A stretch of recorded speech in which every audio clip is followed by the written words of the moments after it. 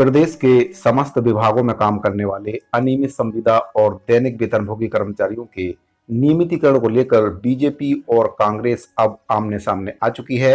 जहां पर एक ओर बीजेपी के द्वारा अपने घोषणा पत्र में यह बात शामिल की जाएगी कि जैसे ही बीजेपी की सरकार बनती है वे अनियमित संविदा और दैनिक वेतनभोगी कर्मचारियों को नियमितीकरण करेंगे। वहीं पर पहले से कांग्रेस पार्टी के घोषणा पत्र में यह बात शामिल है कि सरकार बनने के बाद 10 दिन के भीतर अनियमित संविदा और दैनिक वेतनभोगी कर्मचारियों को नियमितीकरण किया जाएगा। लेकिन सरकार का जो वादा है अभी अधूरा है। सरकार के वादे की याद दिलाते हुए पूर्व मुख्यमंत्री डॉक्टर रमन सिंह जी के द्वारा एक वीडियो जारी किया गया है और एक पत्र भी मुख्यमंत्री जी के नाम से जारी किया गया है, जिसमें उनके द्वारा प्रदेश के समस्त विभागों में काम करने वाले अनियमित संविदा और दैनिक वेतनभोगी कर्मचारियों को नियमितीकरण करने की बात कही गई है। सरकार के द्वारा पिछले वर्षों में कई बार पत्राचार करके विभागों से जानकारी मांगी गई है, लेकिन सरकार के पास पौने 5 वर्ष में अनियमित संविदा और दैनिक वेतनभोगी कर्मचारियों की जानकारी अभी तक विभागों से नहीं पहुंच पाई है। आप देख सकते हैं कि 2021 में यह पत्र जारी किया गया था और इस पत्र के माध्यम से विभागों में काम करने वाले अनियमित संविदा दैनिक वेतनभोगी कर्मचारियों की जानकारी मांगी गई थी। लेकिन जानकारी कुछ विभागों के द्वारा जानकारी दी गई और कुछ विभागों के द्वारा जानकारी नहीं दी गई। तो सरकार पिछले पौने 5 वर्ष से केवल खानापूर्ति कर रही है। लगातार पत्राचार करके सरकार विभागों से जानकारी मांग रही थी, लेकिन विभागों के द्वारा जानकारी भेजी भी गई, कई विभागों के द्वारा जानकारी नहीं भी भेजी गई। इसके बाद सरकार के द्वारा फिर एक पत्र जारी किया गया और फिर से विभागों में काम करने वाले अनियमित संविदा और दैनिक वेतनभोगी कर्मचारियों की जानकारी मांगी।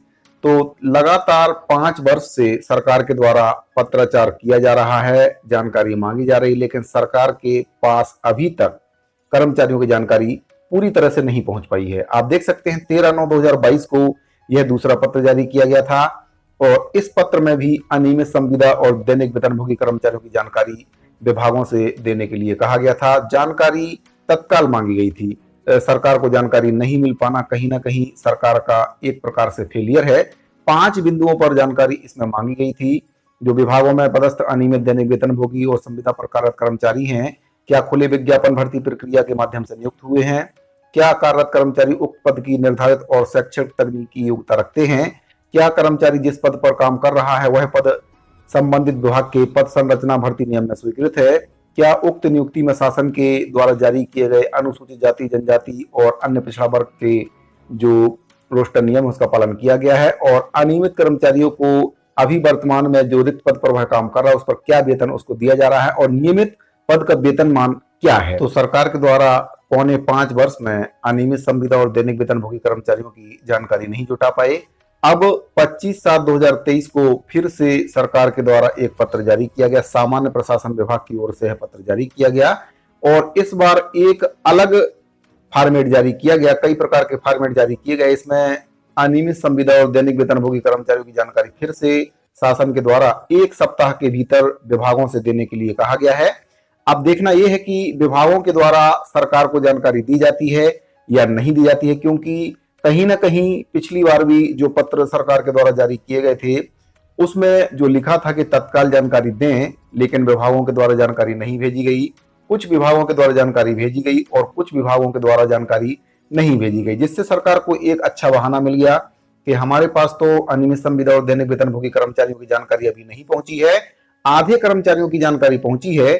जैसे ही पूरे कर्मचारियों की जानकारी पहुंचेगी सरकार नियमितीकरण पर निर्णय लेगी, लेकिन सरकार नियमितीकरण पर किसी प्रकार का निर्णय नहीं ले पाई है। अभी तक सरकार का अनुपूरक बजट भी सरकार के द्वारा पेश कर दिया गया है, लेकिन सरकार ने नियमितीकरण पर निर्णय नहीं ले पाया है। वहीं पर सरकार के द्वारा नियमितीकरण की बात पर यह दलील दी गई कि अगर जो स्वास्थ्य विभाग के संविदा कर्मचारी हैं या एनआरएचएम के संविदा कर्मचारी हैं उनको नियमितीकरण करते हैं तो 500 करोड़ रुपए का अतिरिक्त वित्तीय भार शासन के ऊपर आएगा। लेकिन देखने वाली बात यह है कि कई राज्यों के द्वारा वहां पर अनियमित संविदा और दैनिक वेतनभोगी कर्मचारियों का नियमितीकरण किया गया है, लेकिन वहां पर जो केंद्र की राशि है वह लगातार राज्यों को दी जा रही है, इसलिए राज्यों पर अतिरिक्त कोई भी भार नहीं आया है। अनियमित संविदा और दैनिक वेतनभोगी कर्मचारियों के नियमितीकरण को लेकर पूर्व मुख्यमंत्री डॉक्टर रमन सिंह जी के द्वारा एक पत्र जारी किया गया है माननीय मुख्यमंत्री भूपेश बघेल जी के लिए, और उनसे निवेदन किया है कि जो वादा उनके द्वारा किया गया था, घोषणा पत्र में जो वादा किया गया था, अनियमित कर्मचारियों से जो वादा किया था, संविदा कर्मचारियों से जो वादा किया था, उसको पूरा करें।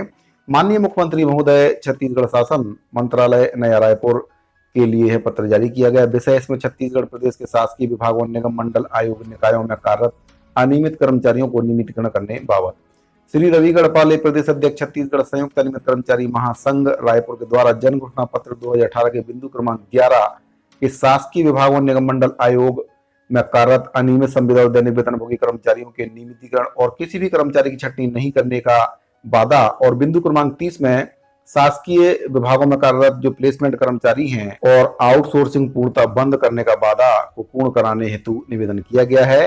अतः जन घोषणा के अनुसार प्रदेश के शासकीय विभागों, निगम, मंडल, आयोग, निकायों में काम करने वाले अनियमित कर्मचारियों को नियमितीकरण करने हेतु आवश्यक कार्यवाही करना चाहेंगे।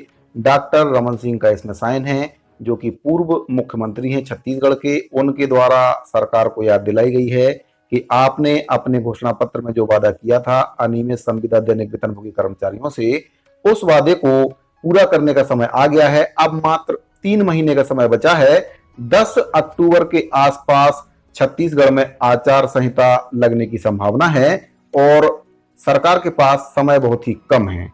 ऐसे में पूर्व मुख्यमंत्री डॉक्टर रमन सिंह जी के द्वारा एक वीडियो भी जारी किया गया है और सरकार को नियमितीकरण की याद दिलाई गई है। देखिए खास रिपोर्ट। नियमितीकरण की आपने बात कही है कि घोषणा पत्र में ये वादा था, लेकिन बावजूद इसके अब तक नियमितीकरण नहीं किया गया है जो अनियमित कर्मचारी। इनकी घोषणा पत्र के 36 बिंदुओं को देखोगे, आप बारीकी से अध्ययन करोगे तो 36 में से 19 बिंदुओं पर क्रियान्वयन की कार्रवाई ही नहीं हुई। और उसमें ये संविदा कर्मचारी, दैनिक वेतनभोगी कर्मचारी, अनियमित कर्मचारी लगातार आंदोलित हैं। इनके लिए अभी तक सुनवाई नहीं हुई और मैं समझता हूं कि अब आखिरी 3 महीने का वक्त बाकी रह गया। अभी भी अवसर है इन कर्मचारियों को राहत देने का काम करे, नहीं तो निश्चित रूप से भारतीय जनता पार्टी ने इस विषय को गंभीरता से लिया है और हमने कहा भी है आने वाले समय में इनको चिंता करने की जरूरत नहीं है। भारतीय जनता पार्टी की सरकार बनेगी, उनके मान सम्मान का ध्यान रखा जाएगा और नियमित करने की प्रक्रिया आगे बढ़ाएंगे। तो साथियों, अगर आपको वीडियो अच्छा लगा हो तो वीडियो को लाइक कर दीजिए, ज्यादा से ज्यादा अपने साथियों को शेयर कर दीजिए। अगर आपने अभी तक चैनल को सब्सक्राइब नहीं किया है तो चैनल को सब्सक्राइब कर दीजिए। मिलते हैं अगली वीडियो में एक और महत्वपूर्ण जानकारी के साथ। तब तक के लिए दीजिए इजाजत। धन्यवाद।